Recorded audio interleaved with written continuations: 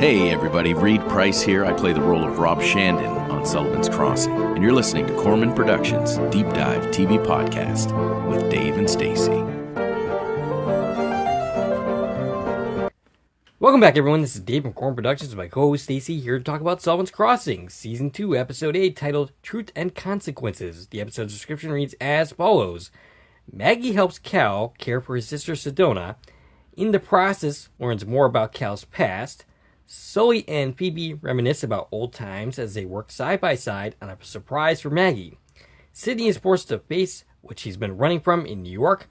Back at the crossing, things get heated after Walter comes looking for Phoebe. The episode was written by John Galligan and directed by April Mullins. Before going any further, I'll tell you a couple of things. One, this is not a sport-free podcast, so if you haven't watched the episode, I highly recommend you go and check it out and then come back and give us a listen. Secondly, if you're listening on the platforms of this podcast is now available on, please follow. And feel free to check out my YouTube channel, Corman Productions, where additional content can be discovered. If you're already on my YouTube channel, please like, share, and comment, and subscribe to our channel. Alright, shout-outs this week. Skylar Anderson thinks that Sully and Phoebe are actually pretty cute together.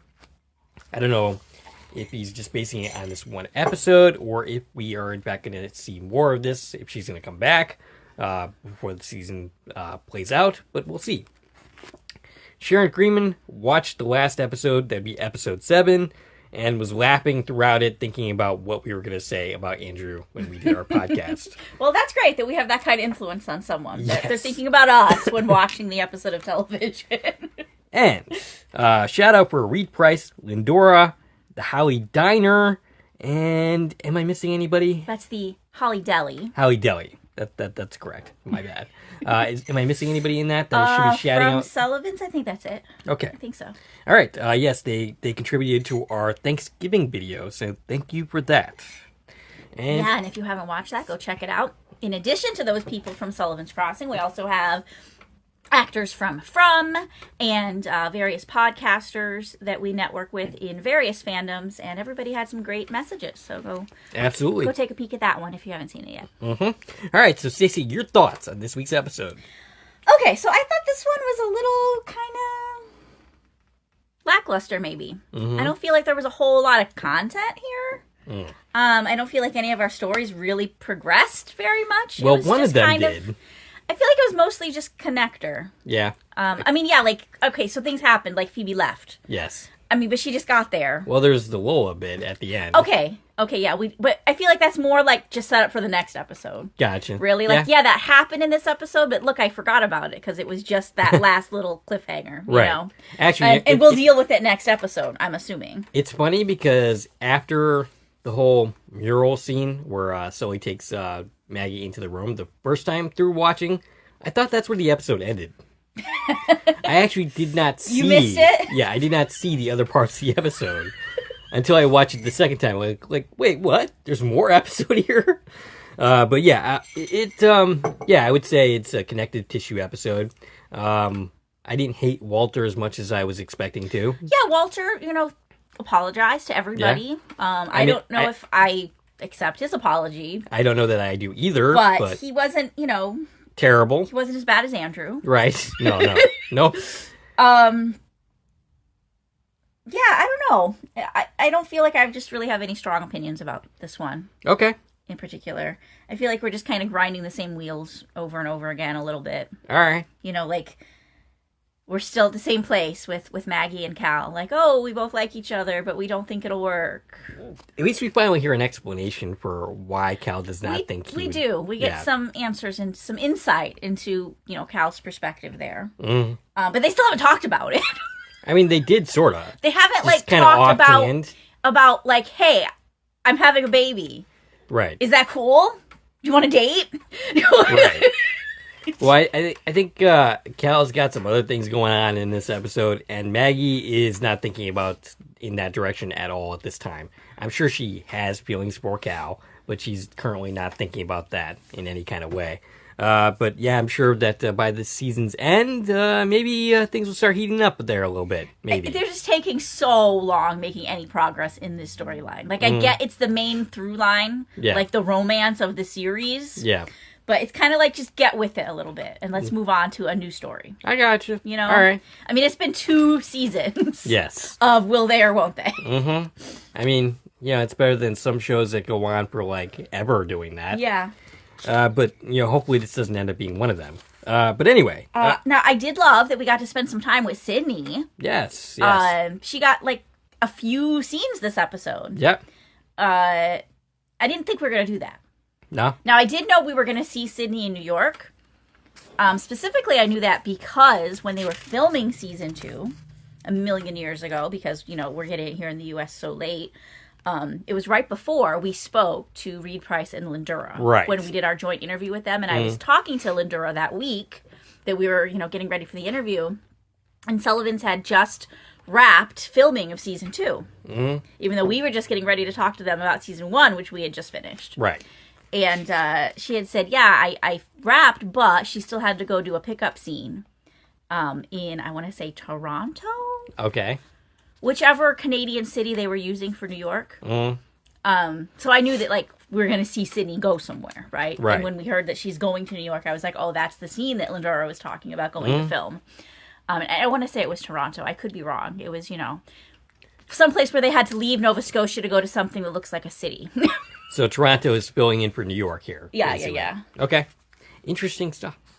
But yeah, so I knew we were going to see her in New York, but I wasn't expecting them to give her so much focus like they did. Like, for one of our side characters, I felt like we got a lot this episode. Yeah. Like, we didn't just breeze by in one 10-second scene. Like, Reed. Tom? No, not Tom.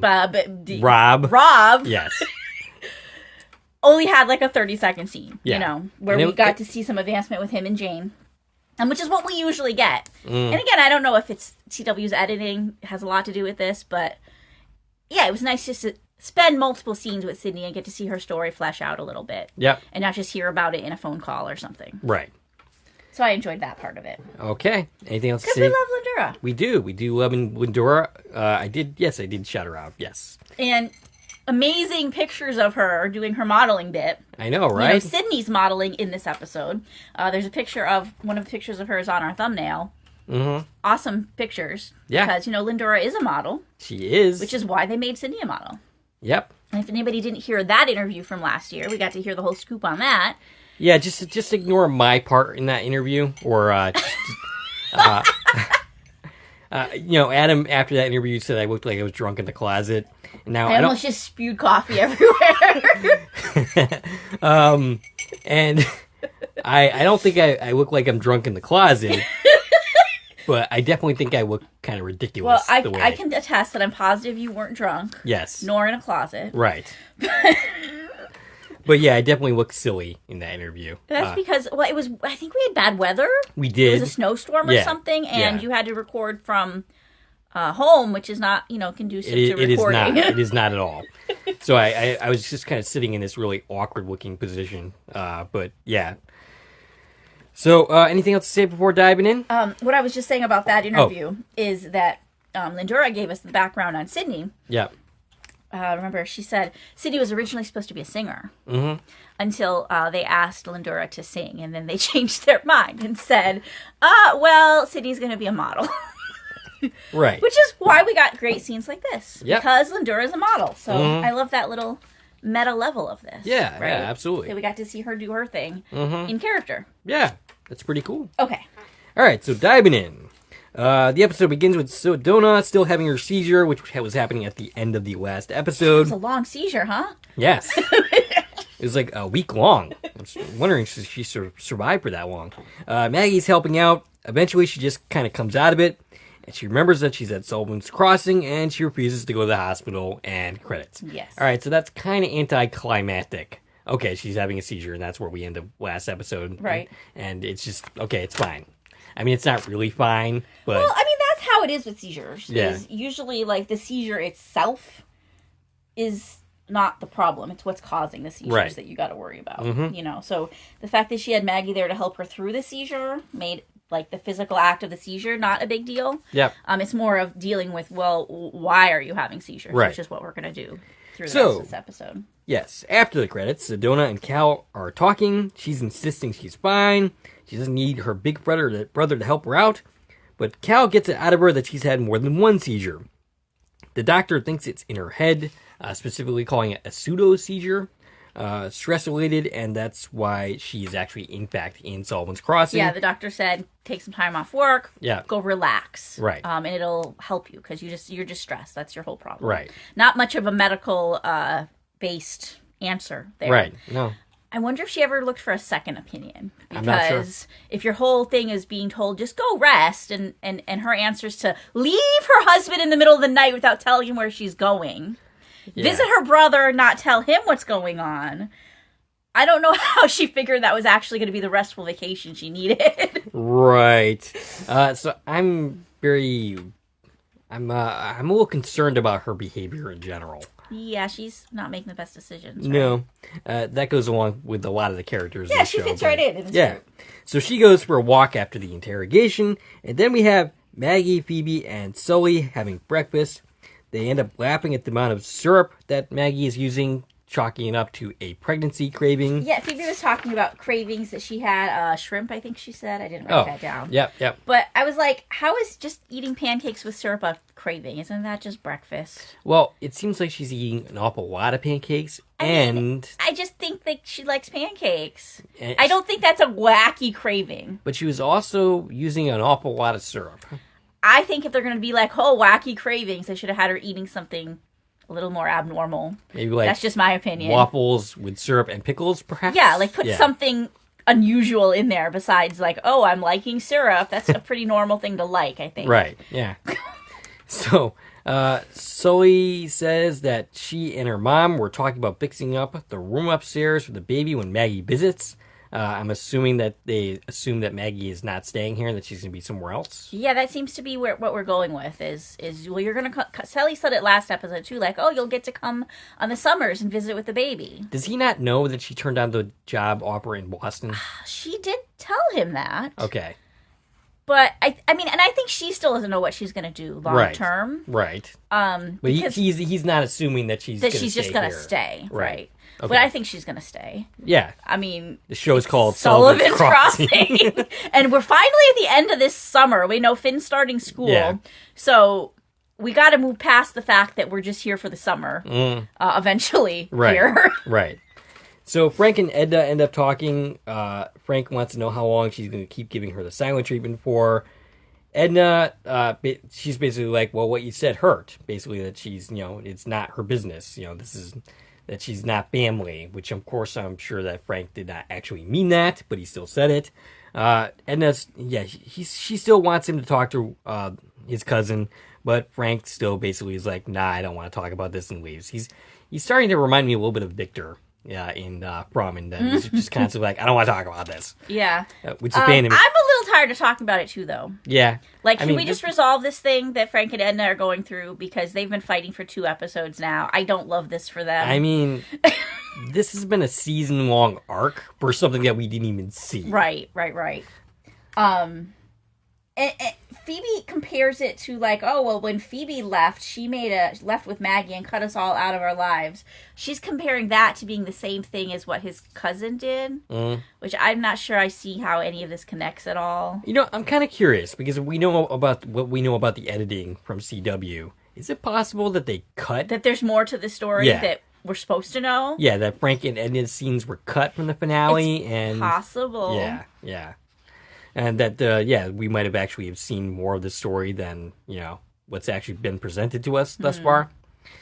Who's our Canadian person? Skylar? Yes. That has seen this in the original? Yes. Do you have any comment on any of the things that we say that appear we missed a scene? Let us know. Yes, because apparently we're missing scenes in the U.S. So Frank and Edna talk.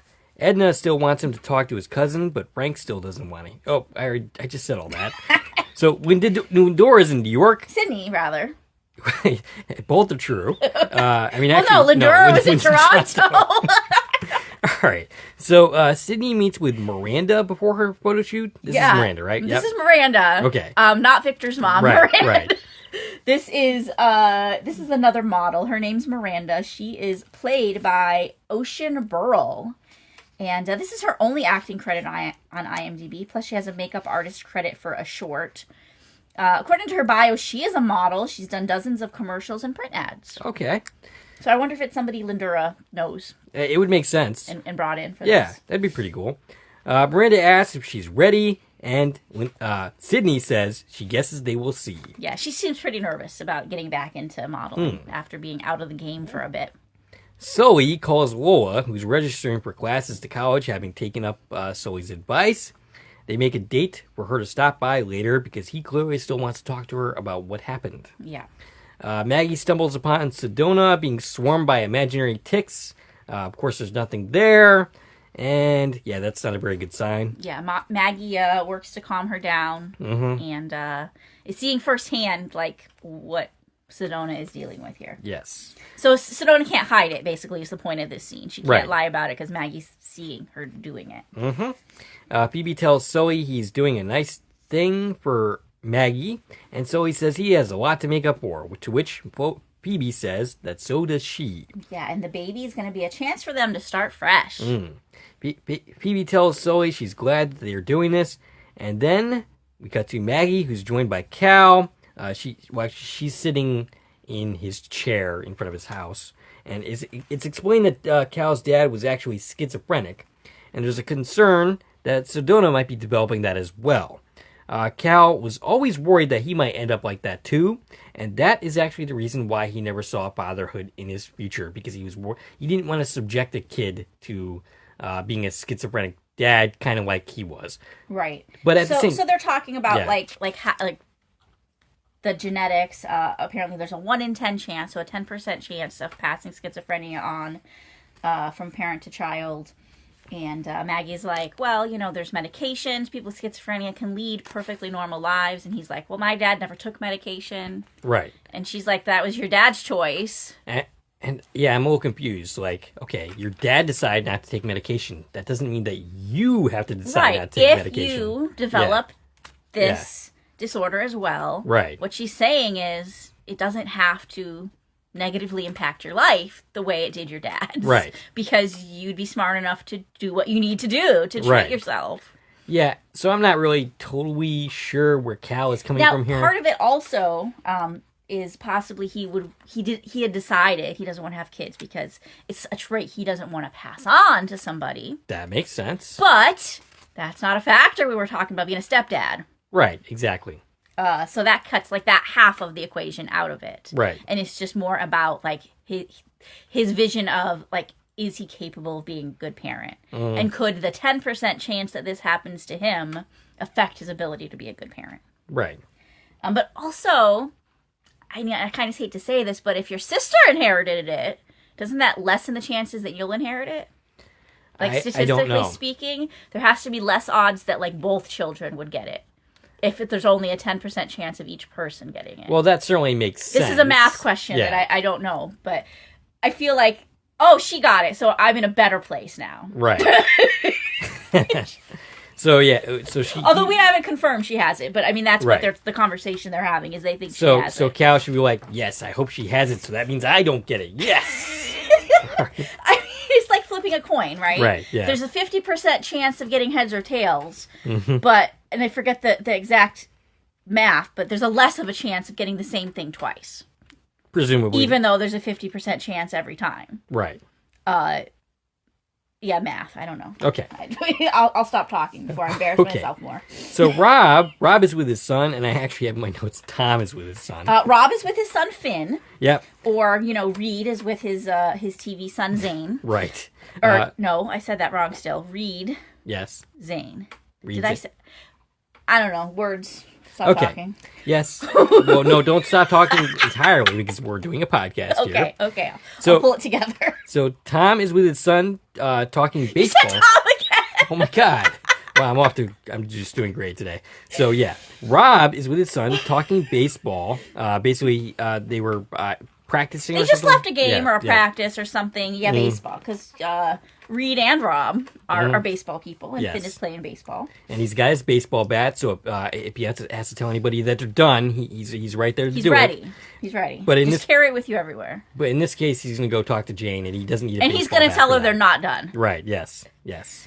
So he explains, he goes and talks to her, and he explains why he left the way he did, that he really likes her, but he hasn't dated anyone since his wife, and he'd like to slow things down. Yeah. And she agrees to do it. Perfectly reasonable scene. This is communication. It's nice to see. Finally. Last time we know he left quickly, and he left her with a bad impression, and she picked up on that. And the first thing she's here is like, you don't feel like you have to talk to me. Like, she's kind of like, well, you're not into me. That's cool. Mm-hmm. Like, whatever. And he's like, well, no, wait, I gave you the wrong impression. That's not what I meant. Right, yeah. So I think he did a good job, pulling out of this. Yeah, he was honest. He was... I'm not totally convinced on how she's taking it. I mean, she was like, yeah, cool, we're cool. But I don't know, are they really? So you don't buy it? I don't know. From her side of things? I don't feel like we've seen enough of her side of it to know how she's feeling about all this. It's probably on the editing room floor. Probably on the editing room floor. Yeah. And I don't know if in the next 2 episodes we're going to get any sort of development further with this relationship. But... Right. So I once again have Lindora in my notes for some reason. Because she's doing such a good job modeling. Right. I literally didn't write Sydney even once in my notes. I have Lindora every single time. All right. So she has a photo shoot. Initially, it's not going very well. Yeah, she's very apprehensive. The photographer says the client wants fierce, but Sydney just looks scared. Yes. The photographer, by the way, is played by Felipe Akai. I probably said that wrong. Among his credits is one episode of What We Do in the Shadows, an episode of The Expanse, and the movie Angel Falls Christmas. I believe that's the one that that Chad Michael Murray's in. Yeah. That I definitely watched because we were thinking about reviewing it, but that never happened. Not to say that it couldn't still happen, but anyway, life's been busy. Yeah. So Sydney takes a moment to get into what she's doing here, and it seems to get better. She starts to take really good pictures. She pulls it off. Yeah.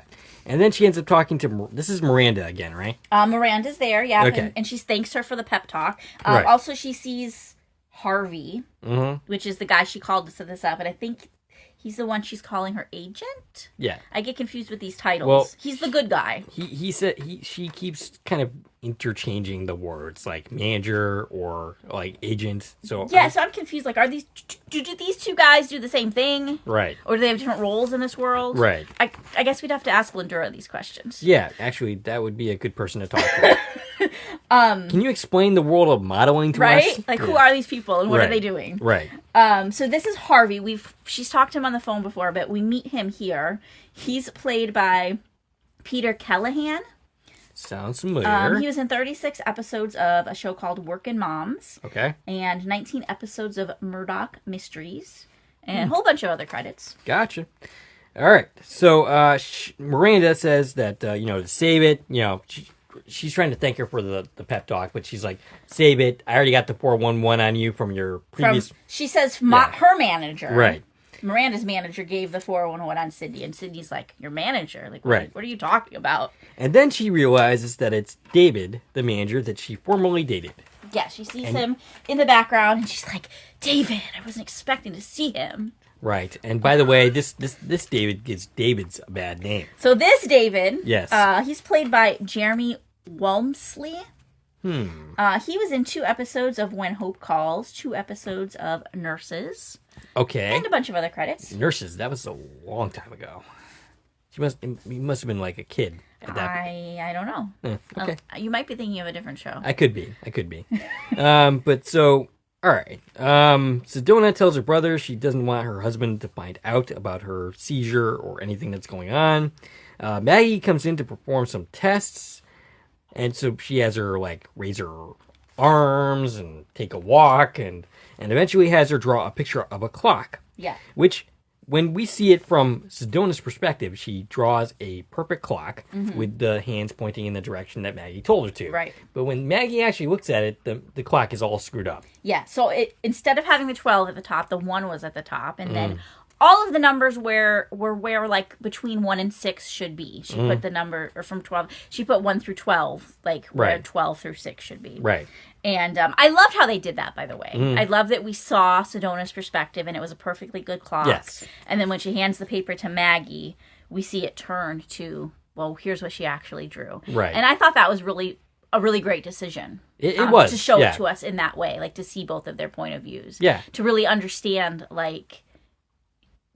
the cognitive dissonance here of what she's perceiving that she's doing versus what is coming out. Right. And I really appreciate that. That was a very effective moment. Now, one thing I picked up in this scene, both times I watched this, Maggie calls them, when she's giving her the directions, she says, draw the clock face with the handles at 2:00. I have never in my life heard anybody refer to the hands of a clock as handles. Neither have I. It could be a Canadian thing. That's what I was wondering. Is that a Canadian? That's my question. I tried looking this up, and I did find, like, when I searched for clock handles, I was finding clock hands for sale. Yeah. But I couldn't find, like, is this a thing that people call clock hands in other parts of the world? Like, are we weird because we call them hands? I'd love some insight on this. Is it normal in other parts of the world, particularly Canada, because that's where they're making this, to call the hands on a clock handles? Because I've never once heard that. And I was like, was that just like a mistake that they didn't fix in ADR, or what is this? All right, Skylar Anderson, your time to shine. Here's your second question to answer if you're listening in. So if you can answer that question for us, that'd be lovely. Now, the other thing from this clock test that I remembered is we've seen this before.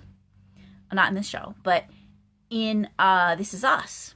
Yes. When Rebecca was doing all of her testing, they had her do the clock test. Right. The same thing. They had her draw the face of a clock. And the fact that she messed up is how they helped diagnose her. And in that case, she was diagnosed with minor cognitive impairment. Well, I hope you're not going to hold against me my lack of artistic ability, because I feel like we need to start practicing drawing clocks on a monthly basis. Okay. If this is how physicians test for cognitive impairment. Sure, that is definitely how I want to spend my time. All right, so so this seems to indicate that there's some inflammation in the brain. Cal is asking a bunch of questions that Maggie can't answer. And Maggie says it could be an infection or an autoimmune response. But she jumped really fast that it's something neurological, which is pretty convenient since she's a neurosurgeon. Yes, very. But she makes some calls. She says she's going to make some calls to some neurologists to get some maybe appointments for her. Right.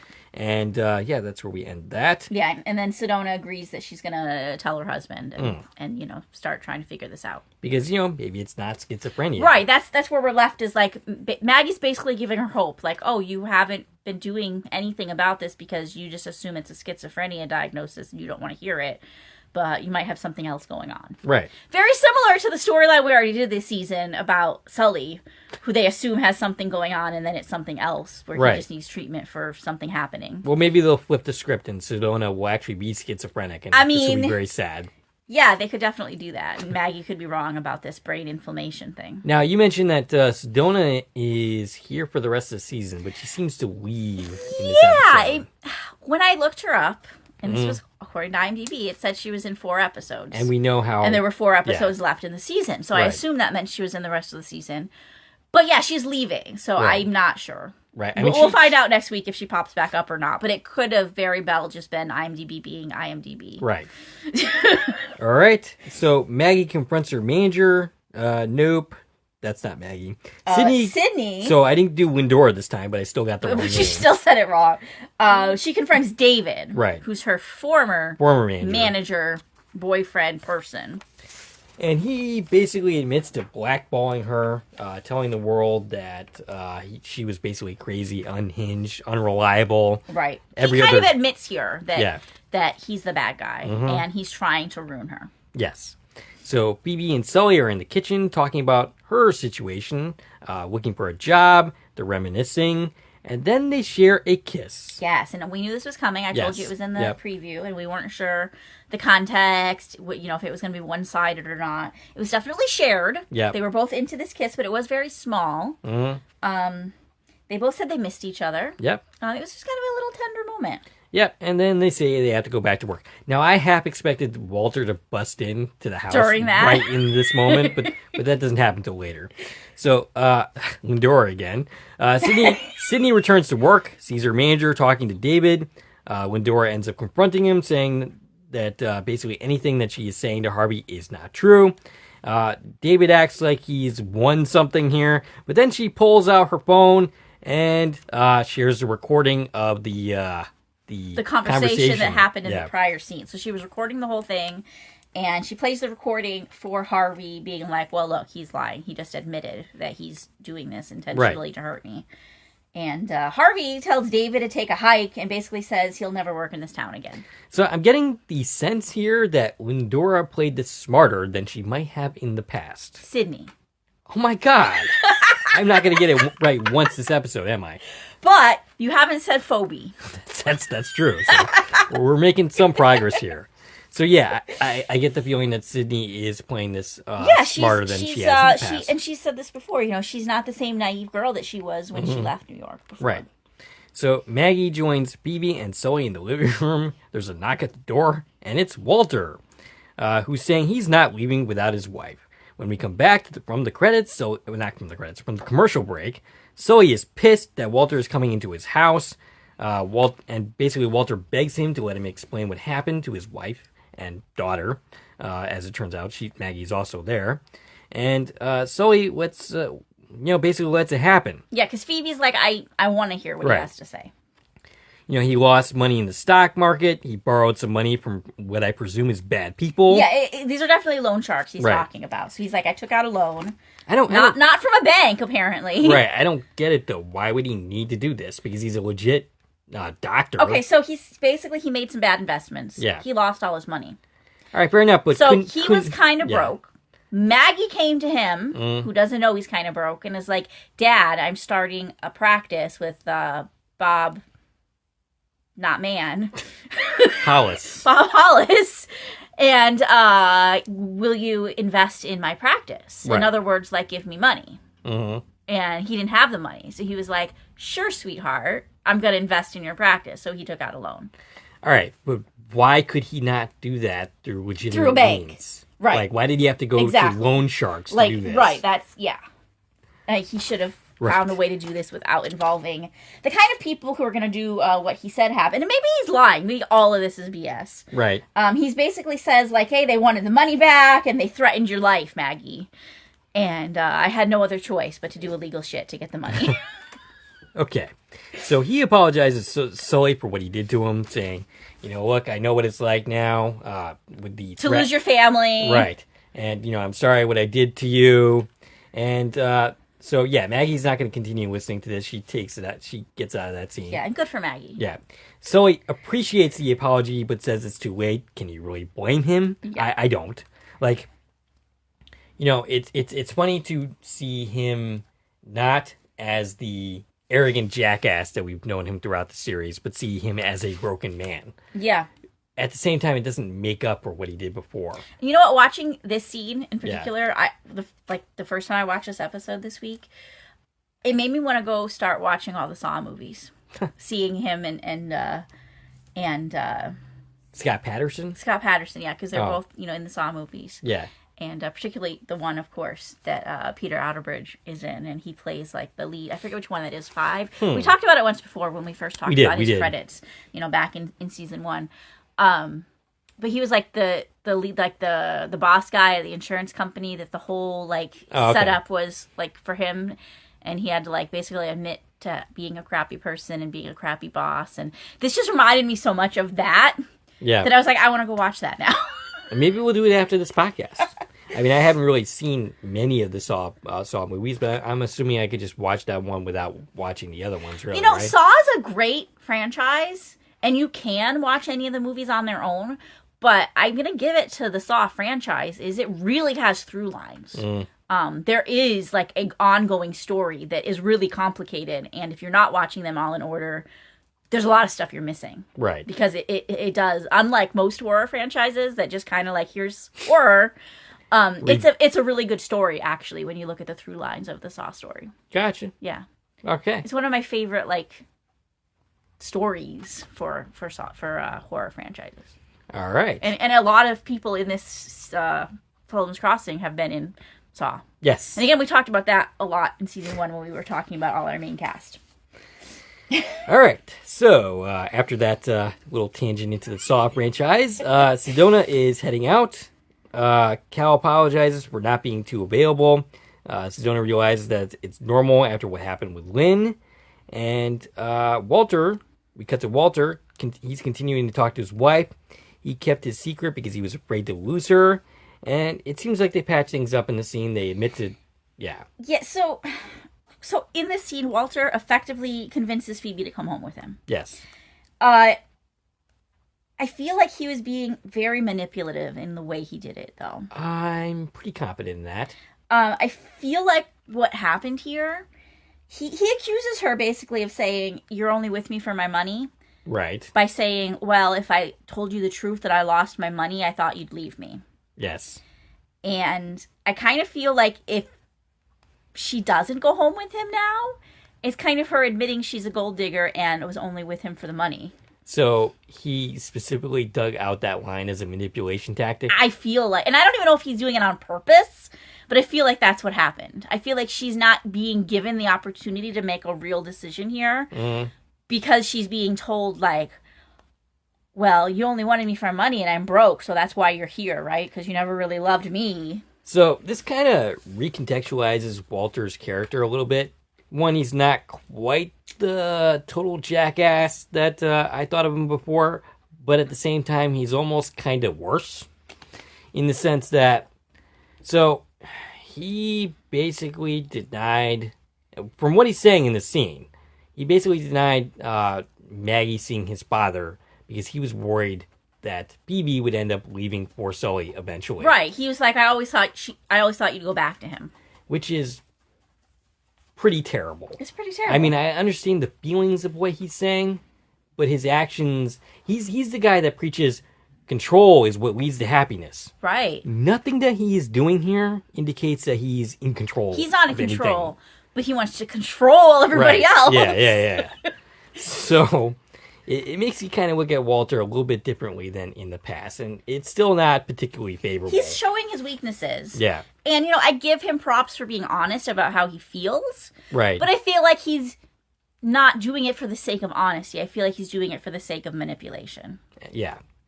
So Sedona ends up telling Cal that he's in love with Maggie, and she wonders why he's always so convinced that he wouldn't be a good father.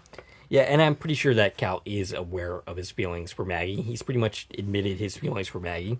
But, yeah, Cal echoes the Vietnam vet. I forgot that guy's name. I don't have his name in these notes anymore, but yes, he was in earlier in this season. Yeah, he basically says... Who told him that not every story has a happy ending. And Sedona hopes that he is wrong for the sake of them both. Yeah.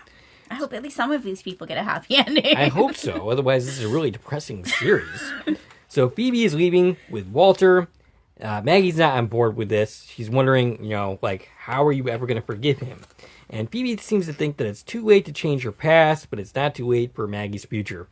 I'm not sure that I understand Phoebe's line of reasoning here. Right. My note is that goes both ways. Yes, exactly. For everyone. Right. No, nobody can change their past. Right. But everybody can change their future. Right. Including Phoebe. Just because you're I don't know, how old is she, 60? Yeah. Doesn't mean you can't make a new future. Right. And if you're regretting leaving, don't leave. Right. I got a feeling we may see her come back at some point. I mean, I'm pretty positive of that. Because, again, I feel like she's only going back because she feels guilty for not going back if she didn't.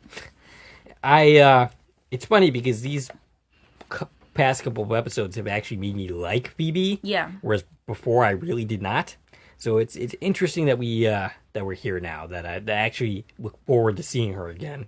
But Walter tries to apologize to Maggie and hopes one day he'll forgive her. One day she'll forgive him. That's what I meant. And Phoebe ends up leaving something for Edna. And apologizing that she's leaving without saying goodbye to her. Which shows growth on Phoebe's part, because last time she left without saying goodbye or having any future contact. But couldn't you have stopped at the outpost, the store on this property where Edna's working, and said goodbye to her? She didn't have any time. That's what she's saying here. She doesn't have any time. She has to leave right this second, even though Walter doesn't even have a job to go back to at this point. No, he's on trial. So, I mean, Actually, was he even legally allowed to leave the country to come here? Probably While not. you're on trial? No, I don't think you're allowed to leave the country. Right, no. I don't think so. So he's breaking laws even doing this. So Sully brings out a suitcase. They end up hugging. He says he meant what he said, that she's would always be welcome here, and then she ends up leaving. And she says, "Careful, I might take you up on that." Mm-hmm. So that's where I'm like, I think she might already be regretting leaving. Mm-hmm. So I feel like she's going to go back, deal with her life and deal with Walter, and maybe she'll still decide to leave him, and maybe she'll still decide she wants to come back and, see what happens with Sully. Yeah, maybe. Cal in his cabin makes a phone call. It rings and rings and rings. You kind of think that he's calling Maggie. He's not. It turns out that it's his mother, and of course he leaves a voicemail checking in with his mother and his dad. Yeah, which, apparently he hasn't talked to them in a long time. And I had one more note about, actually I have two more notes about that cab ride just before that. So Walter and Phoebe left in the cab, and I just noticed how much that scene mirrored the scene when Phoebe took Maggie away when she was a child. Yeah, I saw that a And we've seen that scene multiple times, and young Maggie looks back out the rearview mirror of the cab, and Sully just watches them leave. This time it's Phoebe in the cab, and she's just looking back at Sully as she's pulling away. Well, Sully's not going to get in a car this time and yeah, run some kid over. But he's thinking about that, yeah. And you can see why that lines up great with why this is the day he chooses to do that, because the same thing's happening again. Phoebe's leaving again. That makes sense. Only this time Maggie's not going with her; she's staying. Mm-hmm. And the other note I had was Sedona and Phoebe are both on their way to the airport. Maybe they should have shared a cab. They literally are both well, my cab's here. I gotta go. Yeah, maybe they should. They could have saved on the cab fare. I mean, they're all struggling for money here. So, Maggie is preparing for dinner. She sets one too many places. Yeah, so she momentarily forgot that Phoebe left, which is weird because wasn't Phoebe only here for 2 days? Yeah. Scully helps her get rid of the third plate. Sully. Wow. I'm just really bad with names this week. I've done that Scully thing a few times in the last couple of podcasts. Now, I have a question. Is it ever in your notes that way? No, it actually says Sully in my notes. So, he admits to missing Phoebe too. He says he'll probably always love her. So here's the thing. When you have a kid with somebody, you always have some love for them, regardless. That never goes away. Yeah, I mean, I imagine to some extent that's probably true for, every person, failed marriage, right. Every person least. You ever, had every person you ever had, a deep connection with, right? Mm-hmm. Yeah. But the further that connection gets, you're married, like you said, you had a kid, and the longer someone's with somebody, you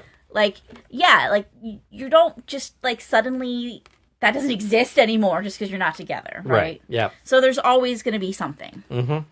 But he says her mom gave him something that nobody else could, and that would be Maggie. You also see. I found this scene to be really kind of cheesy. Yeah, and she's like, "Well, what was that she gave you that nobody else could have?" And he's like, "You." Aww. I kind of dug it still. He also mentions that Maggie probably never would have been happy there. Phoebe. Wow. Yes, Phoebe. So he then says that he wants to show her something. So they go up to the room blindfolded, and then she ends up taking out the blindfold.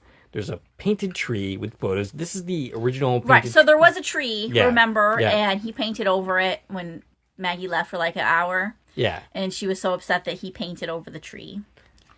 Did he just reproduce it? Or? Yeah, they repainted the tree is what I'm getting. Gotcha. But it's basically the same mural that was there before, which I imagine Phoebe and Sully painted together when Maggie was born. Right. So they repainted the tree, and along with it, there's framed family photos on the wall, and a crib for the baby.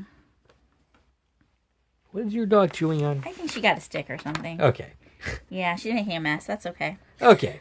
And Maggie loves it. Mm. And it's oh, great. The mural's back, and we fixed the mistake, and we worked together to do it. Here's my question. Did she not go into her own bedroom all day long? This is her first time seeing it? I guess not. We've seen multiple scenes of her, at home. Right. She's never went into her bedroom? Nope. Maybe you locked the door or something. Why is this locked? Oh, I'll show you later. Anyway. So, yeah. Maggie ends up visiting with Edna, and gives her what Phoebe gave her, and it turns out to be a cell phone, which Edna says that Frank will hate. Yeah, with a note on it that says so we can keep in touch. Yes. Because apparently they weren't able to keep in touch before because there's no phones. I mean, there is phones. There's a landline, so they could easily... There's landline, there's computers. It's, yeah, the 2020s. Yeah, whatever. But yeah, she's giving her a cell phone. Which, I knew that we said Frank didn't have a cell phone, but I didn't realize Edna didn't have a cell phone either. How do these people communicate with each other? I don't know. Telepathy, maybe? So, Lola ends up stopping by Sully's, and she wants to ask about the day of her accident. I'm not sure why she's going here. I'm thinking because, remember, Sedona was like, oh, if you go back there, it might sprout some memories. So she's trying to jumpstart her memories. Gotcha. And she knows Sully found her that day. So she wants to talk to him about that day. Maybe she's going to ask him to go there with her to try and spark her memories or whatever. So Sully says she's glad she brought it up because she actually wanted to find a way to talk to her about that day. And she's confused. She's not getting anything that Sully is saying. Yeah, and he reminds her that this is the day that Phoebe took Maggie away. Right. And Lola says, it must have been really hard for you to deal with finding me, like when you were already dealing with so much. And yeah, he eventually ends up revealing the truth. She does not react very well to this. Yeah, she says it can't be possible, and he's like, I wish it wasn't true. Yeah, she tells him that she never wants to see him again, and ends up leaving, and that's where the episode ends. Yeah, and, I don't blame her for reacting that way. No. I'm not sure how he thought she was going to react. Yeah, I can't imagine that he ever thought the scene was going to go okay. Yeah. Like, oh, you ran me over when I was a kid? Cool. Right? You lied to me about it for 30 years? Cool. Well, not 30 years. She's not that old. I know, it's been but like still. 10 to 20? 15 years, yeah, I think. Yeah. Like, she can't be much more than 20 years old, right? Now, one thing, and again, I know you didn't see the trailer. I saw the trailer. It looks like what's going to happen next week is Sully decides to take responsibility for this and asks Maggie to drive him to the police station. Okay. So he's going to go turn himself in for the hit and run, and Maggie's like, I can't lose you again. And I know we looked into this before, and I need to go back to my old notes. The statute of limitations. Exactly. We looked into that, the statute of limitations, and it had something to do with her age because she was a minor. Yeah. And I recall this. We had this conversation a few episodes ago. Yes. But I don't remember the exact details. It had something to do with, like, so many years after she turned a certain age. Well, and it came back to us not knowing how old she's supposed to be. So we think that she can't press charges. Right. But what if he decides to go in and say, hey, look, I ran somebody over when I was a... I mean, I think it's the same thing, right? Statute of limitations. So, like, you can't be convicted for something once that's over.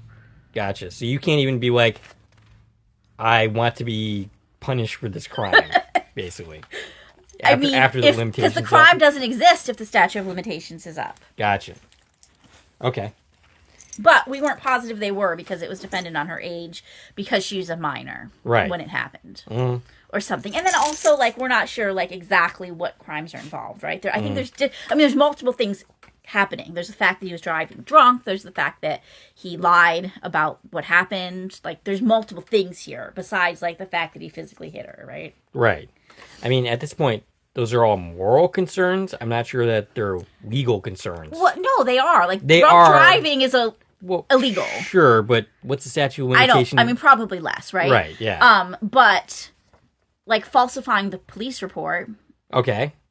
And by saying you found her when you in fact hit her has to be a separate crime than hitting her. Okay. Which makes it a hit and run because he didn't admit to doing it, right? Even though he didn't actually run. Because that's what we were looking up when we were talking about this was hit and run. But I'm sure there's a lot of little legal nuances that we don't understand, is what I'm saying. Yeah. But I'm sure we'll figure out at least their fictional answer to all this next week. I mean, yeah, Cal is a lawyer, so I'm assuming... It didn't look like they were going to talk to him. It looked like he's just like, I want to go confess. And I got a feeling what's going to happen is he's going to walk in there and they're going to be like, okay, cool. That was 15 years ago. Right. What do you want us to do about it? Right. The case is closed. Why are you even talking about this? Right, yeah. Well, I guess we'll see. I don't feel like this is ending with Sully going to jail for hitting Lola when she was a kid. I don't think so. I don't think that's how this season is going to end. I mean, it could, but yeah, I don't think so. No. So yeah, I mean, that next week is the penultimate episode of the season. And it's actually being it looks like it's being listed as a 2-part finale. Okay. So next week is the first half of the finale. Okay. Cool. So 2 more episodes for season 2, and we know season 3 is mid-filming, so that is coming. Yes. Eventually. Canadian people will see it sooner than us. Yeah, we will probably see it later. Last year we were speculating that we might get them concurrently. Yeah, and that didn't happen. That did not happen, so I'm not expecting the same and thing. I haven't seen any announcements about release dates, like even in Canada, but I'm sure that announcement's coming soon. I'm guessing it'll air in the summer in Canada and in the fall here. Yep. Based on, what happened with season 2. All right. Do we have anything else to say? Well, let's see. Did we cover all of the actors in this episode? We did. We had our main cast. There was no Connie or Rafe this week. No Andrew, of course. I think we're done with Andrew for this season. Thank God. But yeah, no Connie and Rafe. We did get Jane and Sedona as guest stars. And then, like I said, for the one-offs this week, we had Harvey, David, Miranda, and the photographer. All the people in Sydney's little New York bubble is who we had. And... yeah, only 2 episodes left, so yeah. I feel like they have a lot of stuff they still have to cover. Yeah. I don't know. Are we going to save the crossing? Isn't that supposed to be our point? No, it's going to conclude with a cliffhanger where we don't know what happens with that until next season. Maybe. All right. We'd like to hear from you. Stacie can be reached at. I can reach on Twitter, X, Instagram, and Threads at TVN Coupon Talk. If you like this video and want to support the channel, there are a number of ways to do so. You can follow me on Twitter at Core Productions. You can join one of the Core Productions Facebook pages. You can buy something from the Core Productions store on Zazzle. You can buy me a copy. You can join the Core Productions membership for 99 cents a month. And of course, you can like, share, and comment on this video, as well as subscribing to the channel and hitting the bell so you're notified when new content drops. This is Dave and Stacie from Core Productions, signing off.